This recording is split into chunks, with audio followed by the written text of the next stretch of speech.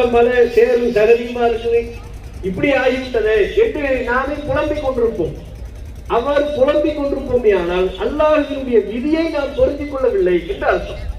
நபி நாயகம் ஸல்லல்லாஹு அலைஹி வஸல்லம் அவர்கள் நமக்கு சொல்லித் தருகிறார்கள், மாமின் முஸீபத்தின் துஸீபுல் முஸ்லிம், ஒரு முஸ்லிமுக்கு ஏற்படுகிற எந்த துன்பமாக இருந்தாலும் அவருடைய வாழ்வில் அவருக்கு ஏற்படுகிற சாதாரண சிறிய துன்பத்திலிருந்து எதுவாக இருந்தாலும் ஹத்த ஷௌகத்தி யுஷாக்குஹா, அவருடைய கால் என்று நபிகள் நாயகம் சொன்னார்கள். அதன் மூலம் இல்லா கஃபரல்லாஹு பிஹி ஹதியத்துஹு, அல்லாஹ் அவருடைய தவறுகளை போக்கி விடுகிறான்.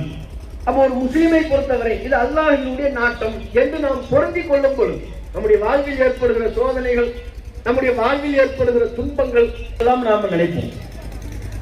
ஆனால் ஒரு முஸ்லிமை பொறுத்தவரை நம்முடைய வாழ்வில் ஏற்படுகிற இன்பம் துன்பம் அனைத்தையும் பொருந்திக் கொள்ளக்கூடிய மனப்போக்கும் நமக்கு இருக்கணும்.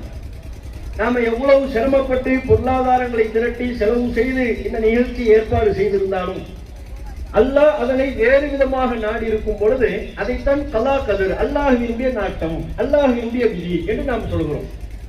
அல்லாஹ்வை நாடி இருக்கிறான், நன்மையை நாடி இருக்கிறான் என்று நாம் நினைப்போமே ஆனால் அது நமக்கு சிறந்த ஒன்றாக நம்முடைய பாவங்களுக்கு உண்டான பரிகாரமாக அமைந்துவிடும் என்று நபிகள் நாயகம் ஸல்லல்லாஹு அலைஹி வஸல்லம் அவங்க சொல்றாங்க. ஒரு முறை ஒரு சஹாபிய பெண்மணிக்கு காய்ச்சல் ஏற்பட்ட பொழுது அவர்கள் காய்ச்சலை பழித்துக் கொண்டார்கள். அப்போது நபிகள் நாயகம் சொன்னார்கள், காய்ச்சலை பழிக்காதீர்கள்,